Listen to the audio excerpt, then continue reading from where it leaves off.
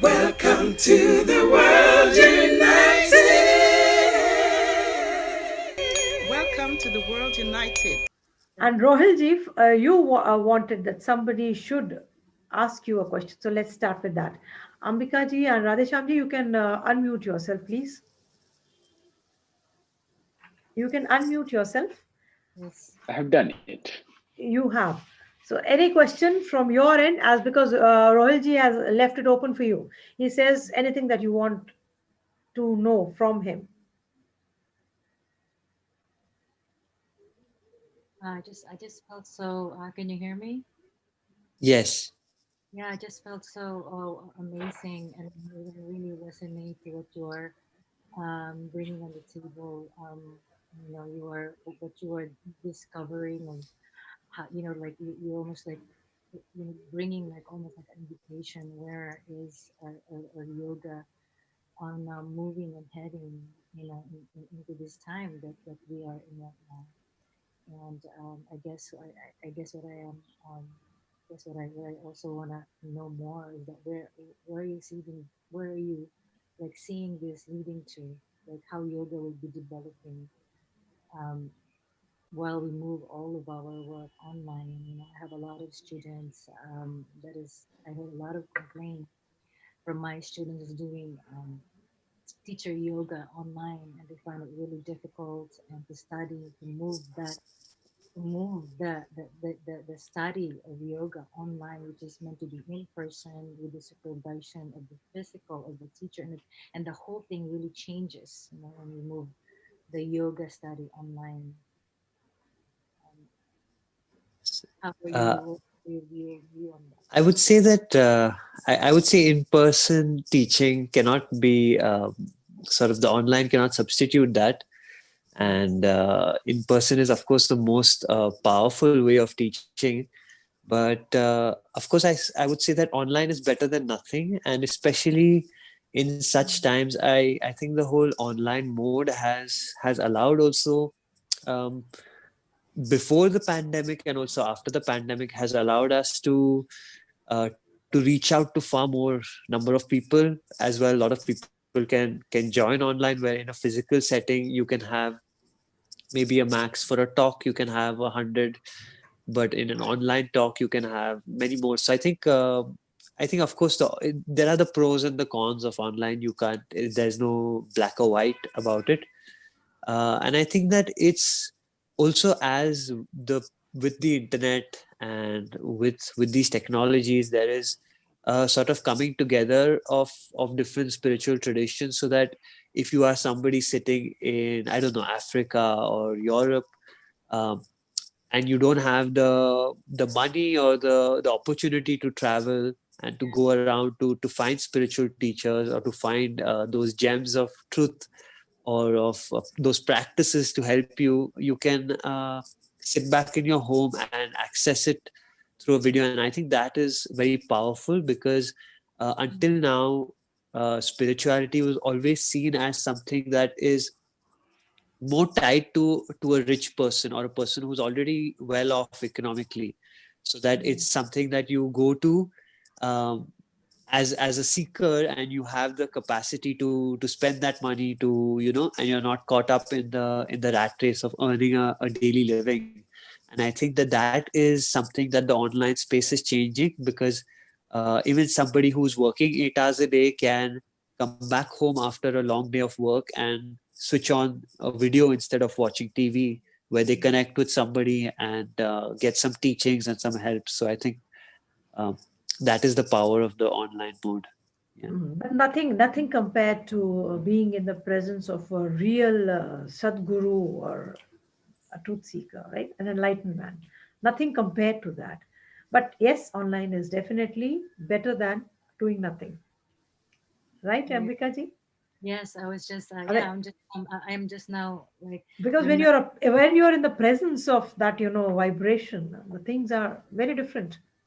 Yeah, I am just remembering, when I did all my yoga study, I do it in the form of gurukula. I what do you call it, when I live with the teacher in the ashram, we eat, we meditate, we give us darshan, every day. So as a teacher, Like, how do we still emit that to our students and still give that same energy, that same, power for them, that it's still different when you have the screen, to give that energy, that darshan, that to our students, online, as a teacher, moving all this work, doing this work online. I think Radheshyamji would agree to this. What is it? Is it, I mean, raising yourself to that height that you can radiate? It's the grace which is definitely Yes, going yes. to. Grace is for all. It is open. The universe is open for all. You just have to become a receptor, right? Radheshyamji, That's your true. take on this. Yeah. What would you like to say? For online, yeah. Uh, Initially, I was against teaching online yoga. Then the demand came so much that since because of this pandemic time, you should make yourself available online. So we created a website, onlineyogalife.com, for yoga teachers training programs. But not satisfied. I'm not satisfied with that. I still feel that the way I was trained, the way I have trained so many, uh, there are few people who have done online teachers training program. So comparison is like 1:100, 1% and 100%. So I totally disagree with teaching yoga online can make a very good effect. Yes. As I said, superficially is okay for like just for fitness and asana class is okay. But training a teacher or giving inside the depth, for that I need my student in front of me, eye to eye contact. Their physical presence is very important. Yes. And like I said, the grace is, the universe is open for all. You just have to become a receptor. If you, what Correct. I mean, this is what my view is. If one is a good learner, he will learn from anywhere. For that That's matter, true. even online will work. But yes, the presence does matter.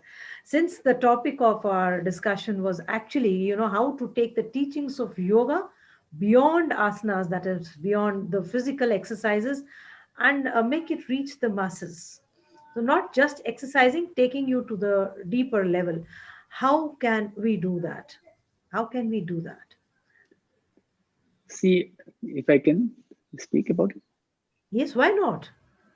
Yeah, so the thought came in my mind many years before, like 10, 15 years before, how many people I can teach.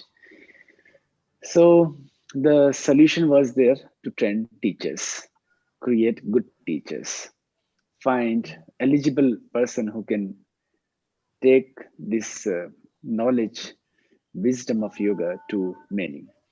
So we can create many branches. So we started teachers training course. That is one of the solution or better solution to train your teachers. Your replicas should be there. Today, I see that there are many Radheshyam Mishra around the world. They are Mm. teaching the way I teach. Rather, they are teaching much better than what I do. So that way, we have 3,600 trained teachers, and out of those teachers, 280 teachers have opened their schools, and through that school, thousands of people are coming and joining, teaching, learning, being aware about classical yoga, the real, authentic, traditional yoga. Yes. And now I'm telling them that you should start teachers training course, become a master trainer, and out of those people, uh, approximately 10 or 15 teachers, they have started teachers training course. So one day there will be more master trainers who will be teaching, uh, training teachers. So that is my um, way of expanding yoga to the world. Yes. Definitely. So this is the balance, the flexibility, the alertness that one can achieve on a yoga mat. It has to be reflected. It should be reflected in your actions, in your attitude of that yoga mat too. Is it okay? Yes, This is yes, yes. this is the word which yoga. I mean, this is what yoga means. That skill to live your life, to manage your mind, to deal with your emotions, to be with people, to be in love, and not let that love, turn you into something else, something negative. What is that? How can we obtain the skill? How can we obtain the skill of living our life, managing our minds, dealing with our emotions through these physical asanas? Rohil? You ask me. I Yeah, think anybody. It's I a think we discussion. sort So, of see the physical asana practice as only physical, and then yes. but I think that if you really look at what's happening in the body, if you especially if you combine a physical asana practice with pranayam, with dhyan, the the physical asana practice also is affecting our nervous system. It is affecting our endocrine system, our system of the glands.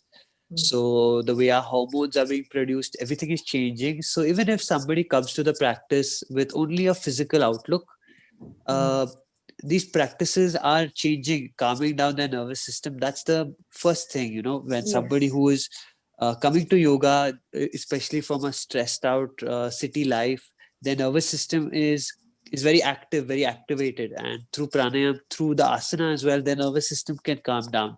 So I Mm, think that eventually, I mean, I've seen so many people who come to yoga mm, as a physical practice, purely like a sport. And out of them, over a 10-year period, if you look at them, those that do continue to practice in 10 years, about 95% of them actually embrace the deeper aspects of yoga, the philosophies behind it. So it's a process, is what I would say, and that it's nothing to look down upon somebody who is coming to it only from a physical viewpoint, because eventually that practice will start to make changes. They will start to meet those other people who also do those practices, who might uh, speak to them about these philosophies, or their teacher might tell them about something. They might start to think about it. So I would say it's just a gradual process, and it goes yes. beyond the physical practice on So its own. Actually, regularly practicing yoga. One day that yeah, clarity Yes, dawns. I totally agree with Rohil, and it really happens when a person comes for just asana class, like they are coming for a minimum benefit. But as he said, they are not just doing asana. Along with asana, they are doing pranayama and concentration, because they have in yogic system we are asking them to realize what you are doing, be aware what you are doing, opposite to what is happening in gymnastic and health clubs. There everything is there, like television screen is there, sound is there, glass is there to look outside. So all those facilities are there to take you out, and here in yoga class all those facilities are there to put to go introvert and go inside.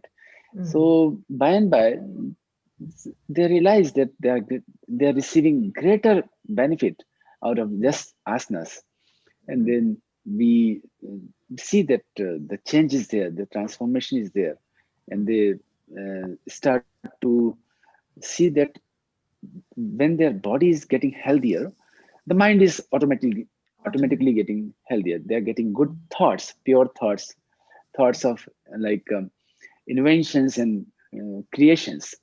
So they see the change, they get more interested, they try to learn more about yoga and make changes in their life. Mm. So it's a system of actually achieving wellness, but it's also a method of, exploring our spirituality. That is, yoga. You can say that it is a methodical, yoga is methodical, and it is helpful definitely in your self-discovery and spiritual growth. Is it? How do we create spiritual growth? So this yoga is contributing to that. It is methodical. Ambika ji? Yes. I'd like to speak into that. Can you hear me okay? Yeah, why not? I, I, I really agree to what Dr. Radhesham says and Rohil. Yes, once we understand, the challenges that are that our body, once we understand that we need the asana, and I've been there, I broke my body into pieces. I, I, I study all the asana, all the branches, but at the end, what I come to also realize is that all of that is just to really purify the body, to really take out all the web, the cobweb, and to slow Yes. down the mind. Yes. And then at the end, what is all going to come down at the end? What is inviting us? At the end, it's to really allow us to sit down into meditation, right?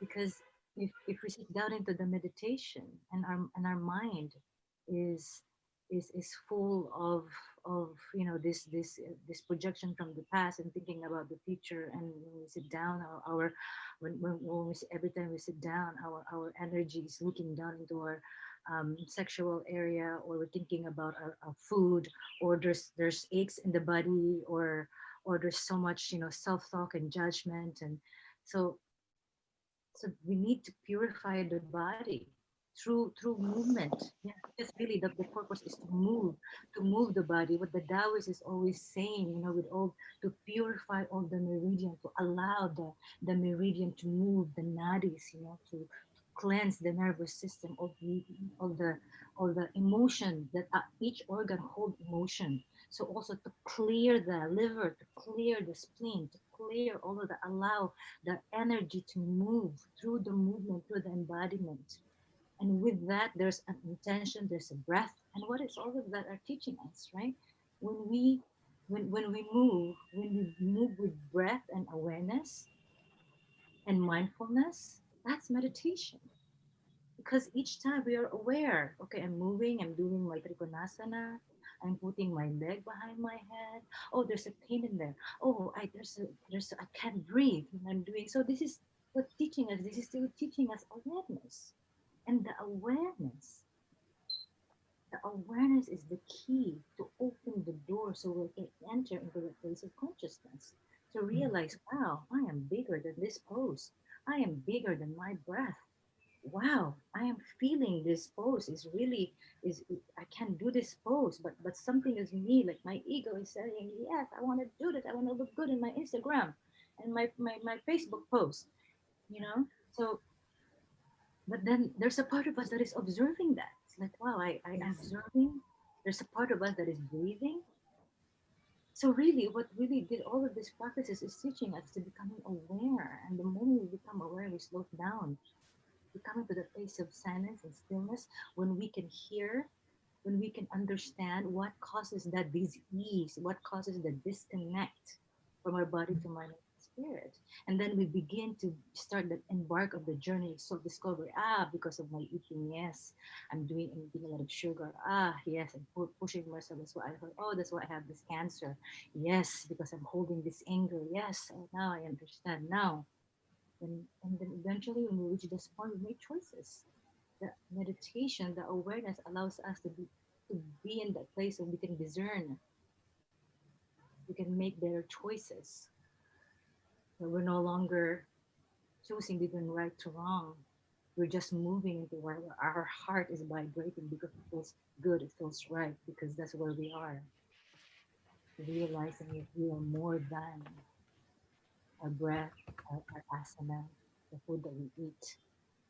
We are more than our emotion. We are more than the challenges. We are bigger. And once we come from that understanding, we can reach into that place.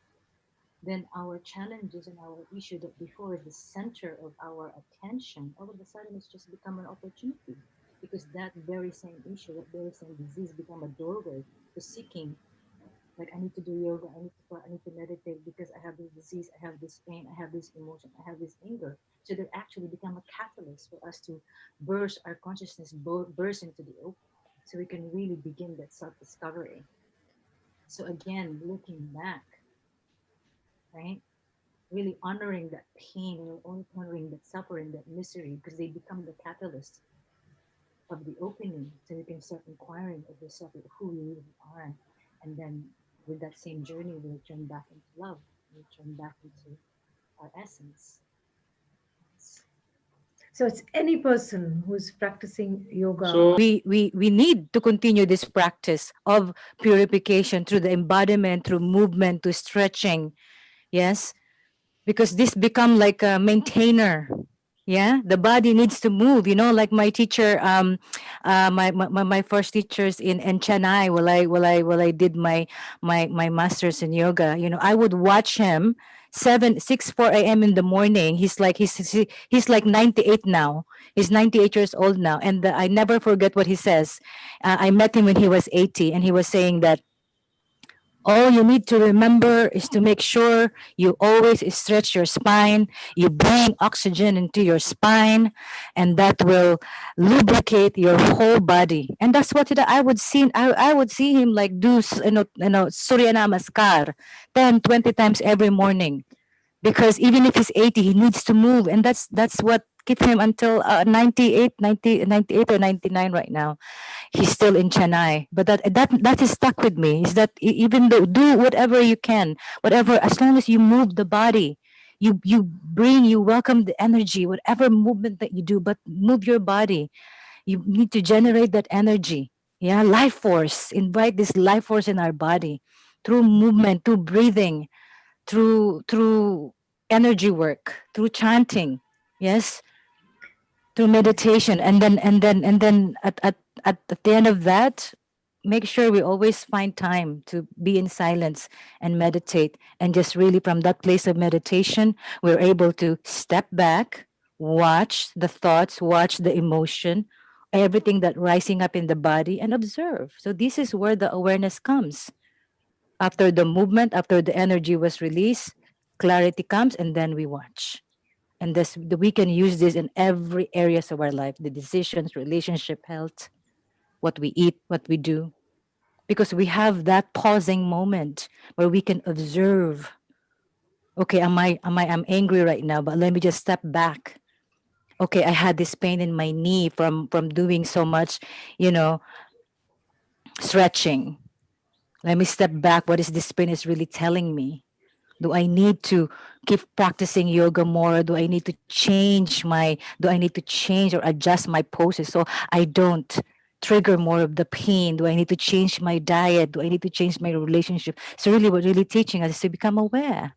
And that only happen, we can go into the place of silence in stillness, and in our meditation and our movement and embodiment practice will help support and sustain that. All that is required is basically dedication to Yes. this ancient wisdom and Yes. continuous practice. And this is how you will then, create that spiritual growth, right? Exactly. Yes. Okay. Now, there's one thing, Ambika, you said that your conscious breathwork is different from pranayam. Can you please, tell us something about it? Can you say that again? You said your conscious breathwork is different from pranayam. This is what I Yes, because the when we do alternate nadi shodhana, alternate nostril breathing, or kapalabhati, right?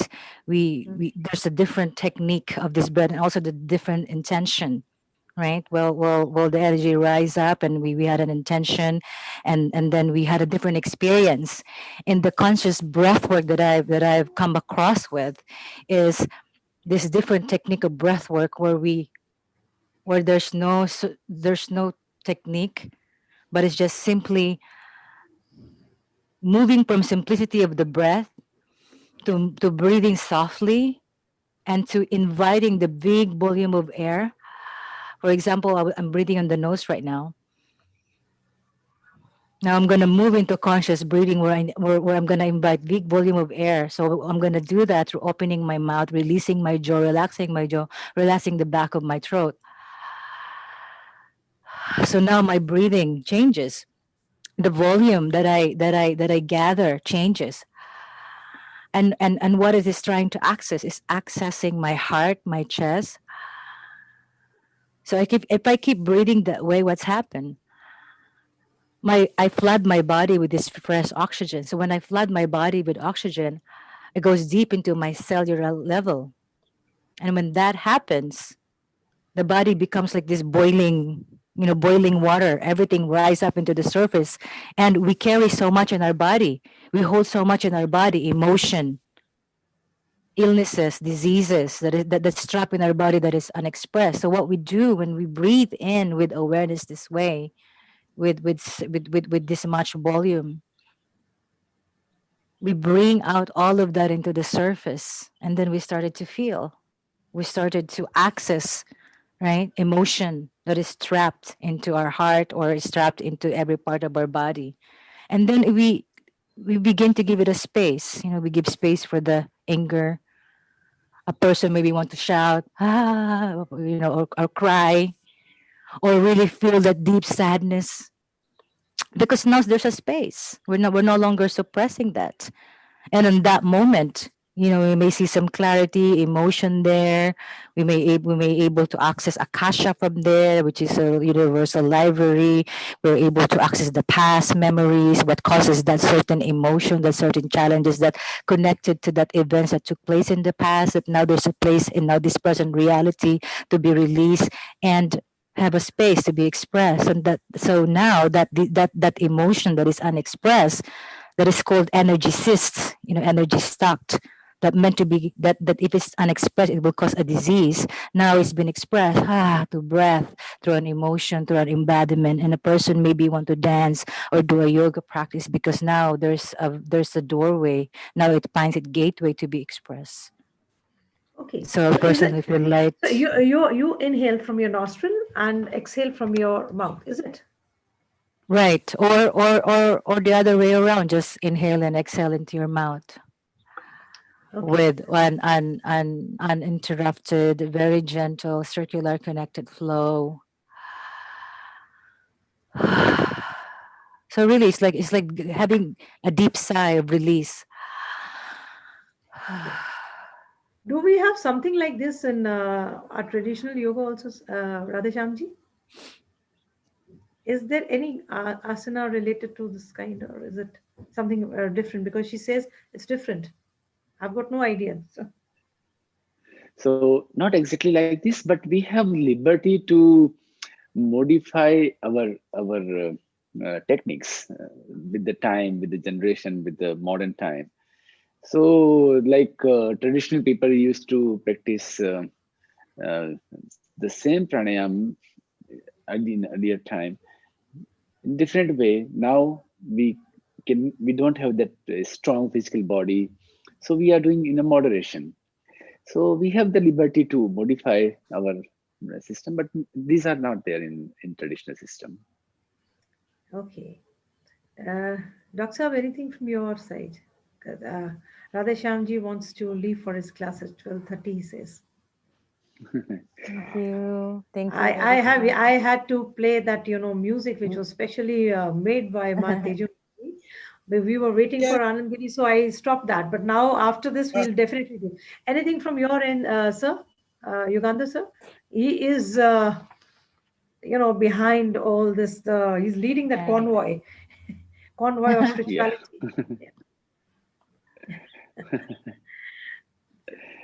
Thank you very much, Jyotiji. Yeah. I always wonder one thing when it comes to yoga. We always, in the traditional side, we all follow world over the Patanjali Ashtanga Marga, from Yama to Samadhi, from Yama Niyama, the basic discipline. Some people call this as 10 commandments, to Samadhi. What after Samadhi? What after this Nirvana? We have to come back to Yama Niyama, or we have to do something else, or maintain the status quo. Pandit Radheshyamji, I would like to hear from you. It all depends your objectives. If you want to go really reach to divinity, then Yoga Sutra says what after Samadhi. Then Sanyama is there. Then different kind of Samadhis are there. Dharma makes Samadhi, this Samadhi, that Samadhi. And through which you receive Siddhis, and through Siddhis you receive liberation. you merge into divinity, the God, the Paramatma. So it depends what objective you are keeping in with you. Just if you reach samadhi, you become a realized person, a better mind, better thought process, better clarity of vision, everything you get. But if you want to go beyond this, you want to become Buddha, it is possible. After that, there is certain process, sadhana, you follow that and you can reach to the highest level of consciousness, that is Nirbij Samadhi. There are different levels of Samadhi. There you become like a very godly and Paramatma-like person. This chakra of birth, rebirth, you get over. This is what mentioned in Yoga Sutra. Thank you, Radheshyamji. Ambikha, I have a question for you. What if I don't get samadhi? Why should I be bothered about samadhi? All this, why should I put my leg here, hands here, put my hands behind my back? What is it? I can enjoy, right, with 2 rounds of wine every day, have biryani. And why should I trouble myself getting up early in the morning and do a lot of discipline? After all, no, karma yoga says that everything is destined, right? So when everything is destined, why should it take a lot of effort getting up 4 a.m., 5 a.m. in the morning? Do yoga, do meditation, do conscious breath work, pranayama, all these things. And what is this complicated samadhi, different types of samadhi, sabija samadhi, nirbija samadhi, dharma mega, so many varieties of samadhis are there. So why should we take efforts? And how my samadhi is going to help the world?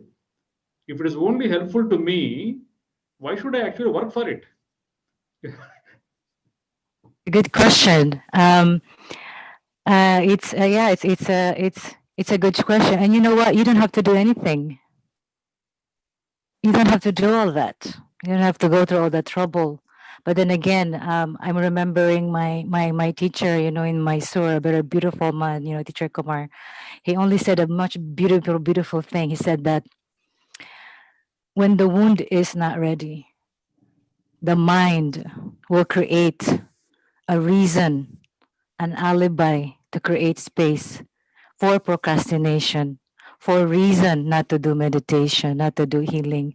When the wound is not passing, when blood is not coming out, when the suffering is still not suffering, when you can still tolerate your suffering, you can create a lot of reason to get that one more drink of wine, that cigarette, that party, because the wound is still not ripe. But when the wound is ripe, when you hit the wall, when everything is collapsing, then it's time. Then you know something needs to be done. Then you know the system is no longer working.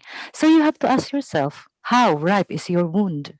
You don't have to do anything. You can stay awake or, asleep, or we are, right? And for the rest of our life and forget about enlightenment or samadhi. What's that? You know?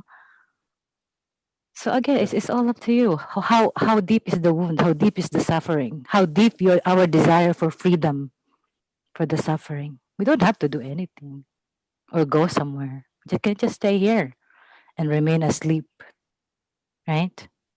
That's it. So, okay, I have another question, Radheshyamji. Does the samadhi state of consciousness, or the highest state of consciousness, whatever we call it Christ consciousness or Buddhahood or anything, do we need to undergo the systematic approach the way Yoga Sutras say? Because yama niyama are tougher than samadhi. Because you have to start with that. Okay. Himsa satyamasteyam brahmacharyam aparigraha. All these things appears to be very tough. Correct. Without me getting elevated to higher consciousness. See, right. So am I audible? Yeah. So we are born with a different level of consciousness, different level of chetana. And it is also mentioned in Yoga Sutra and few of our scriptures that for certain people, they don't need to undergo all this systematic path, what the word is there, we are calling systematic path. Yoga Sutra doesn't say it is a systematic path. It says it is one of the path. Yama, niyama, asana, pranayama. That doesn't mean a person who is not following yama, niyama, asana, pranayama, they cannot reach high level of consciousness.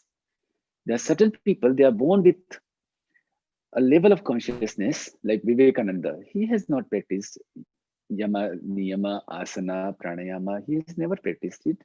He straight away reached to his guru, and his guru made him realize what God is, what he is, and self-realization was there. So it is not at all there in Yoga Sutra also that you have to practice this kind of thing. A person, a common man who is born with a normal thinking, and the mind is not being stable, not even the action of their interest, even in the driving, in writing, in the studying, and whatever, in their own work, the mind is not stable. Then they need to go through a proper systematic path. Like they need to come for practicing asanas and pranayamas and pratyahara and following yamas and niyamas. They can reach to all these levels, but it's not that they have to practice this only, then only they can reach self-realization and liberation. Bhakti marg is also there. Karma yoga is marg is also there. Direct samadhi is possible. Thank you, Radheshyam ji. Rohil Jetmalani, I have a question for you. Yes. Is it there? Yeah. Yeah. It is said and believed that Maharshi Patanjali, we don't know when he was born, maybe 6th century BC, some say, or maybe before, he has never advocated any asana as a posture, as something, as a tool to practice. He has never advocated any type of named even. He has never described any type of asana. That is what is assumed and believed in yoga circles. But if you see the entire world, all the yoga studios, all yoga centers, yoga groups, yoga communities, whatsoever, organizations, emphasis is more on asana, right? Because this is the one thing which is, it has become icon or reflection or representation of the activity there. Asana is the main projection, for whatever reason, be it for health or be it for happiness, be it for discipline, whatever reasons, asana has become the main attracting point or single most deciding factor. People are not interested in other formats. Yama, niyama, forget about yama, niyama. Pranayama, okay, a little bit because it gives some health. From pratyahara, from interrelation of consciousness, interrelation of senses to samadhi, most often are in textbooks for descriptions on the conferences. So what is your take on it? How do you actually make people understand the importance and significance of the second half of the syllabus? I think that Patanjali's Yoga Sutras mainly trying to speak about the mind and how we can reach samadhi through the mind. And I think that very importantly that he doesn't speak about any techniques, whether it's asana techniques, whether it's pranayam techniques, whether it's particular meditation techniques. He just tells you that stilling the mind is the aim and is the goal. Yoga chitta vritti nirodha. And so I think that today it actually it doesn't matter how we reach that part. Like even Ambikha was talking about, it doesn't really matter what tools you take, what techniques you take. What we're trying to reach is that essence which Patanjali was trying to invoke. So I think that is really the important thing. And I think that today asana has become sort of the core practice around, or at least the core visual, which people, when they say yoga, we think of asana. And I think that is also because if you think about the ancient yogis who were living, many of them were living in the forests or they were living in the Himalayas. they were anyways carrying all their clothes, all their belongings on their back. They were walking up and down the mountain. They were breathing very fresh air. They were eating very fresh food, fresh herbs. They were drinking very clean, pure water. So there was absolutely no need for them to do any asana. Their body was supple. They were strong. They were eating less. They were following all the healthy protocols, and so there was no need. Asana was not a requirement at all. But in today's lifestyle, we are sitting on a chair for 10 hours a day. We are hunching over, looking at the computer. We have so many toxins. Our air is not pure. Our water is not clean. Our food is not clean, full of pesticides. So it's just a different context. And I think that yoga as a spiritual tradition is there to serve the people, to help each and every one of us in our particular context. And our context is such that we are surrounded by toxins, and so asana practice is growing. So that's how I think about it. Yeah, thank Well, you. as a young man, should I ask him something? Yes. As a young man, since you're studying, this is what I read in your introduction also. As a young man, how will you guide the youth of today to move in this right direction, the right path, and ultimately go towards spirituality, which is, the ultimate aim of any human being, reach their source. As a young, So I think that as an individual, I don't really need to put too much of effort, because there's enough of things in the world today that are going to bring people towards yoga and towards a spiritual approach. There is life is becoming more and more chaotic. There's more and more pollution, toxins. There's more and more suffering, and people are automatically going to come to these paths. And the way I'm seeing it now, even younger and younger people are being brought to these philosophies, to these ways of thinking. So I think that I won't have to do anything special. All I have to do is sort of hold space and like all of y'all are doing, creating programs, creating ways in which this knowledge can reach out to more and more people, using different kind of methods to reach this knowledge. Now we have the online method, and I think it's already we have reached that tipping point, and it's just a matter of time before um, it becomes truly mainstream, that everybody is talking about it and everybody's practicing it. so everybody's practicing this. So most of the people, most of the younger generation, they come out of curiosity, and then it is dropped. I mean, you really So need dedication, no? It's of course you out of need curiosity dedication, and because everybody is getting into this. So even spirituality has become a fashion. that's true. It is, and I mean, it's like there is what part of your samskara also, which is guiding you towards that practice. But Yes.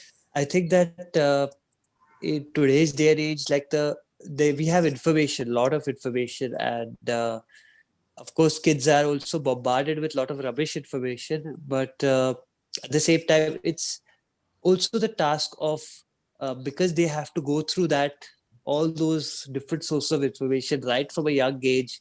You'll find kids who are 8 years old, 9 years old, who are accessing their iPad and scrolling through different things. So they actually, by the time they reach 30, they are no longer they no longer really care about, at least some of them, they no longer care about all these distractions and this. So they are really looking for something that is the truth, and when they meet somebody who has that, you could say, vibration or stillness, they are drawn to that. So I think that uh, even though there are many challenges, I think similar to I would take the symbolism of the lotus flower here, is that when there is a lot of distraction and darkness and murkiness in our world around us, automatically people will be drawn towards the light and the flowering of their inner being. So I think that none of us as individuals have to make it a thing that I am going to reach out, or I'm going to do this or that. It's not about doing these traditions will on their own attract the people.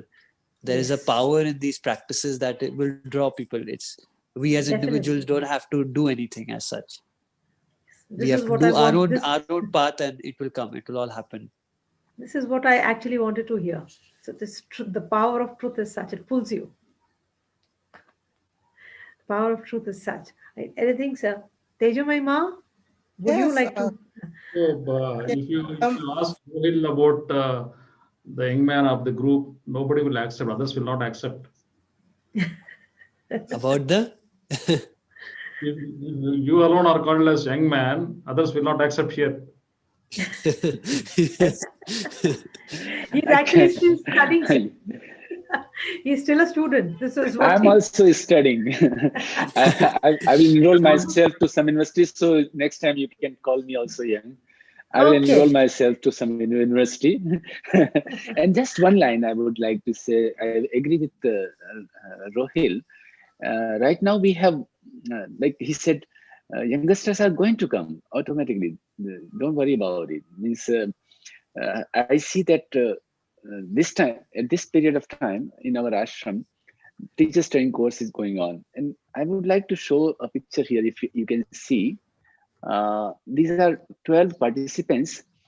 And out of these 12, 3 MBAs, 3 engineers, and all of them are from 21 to 29.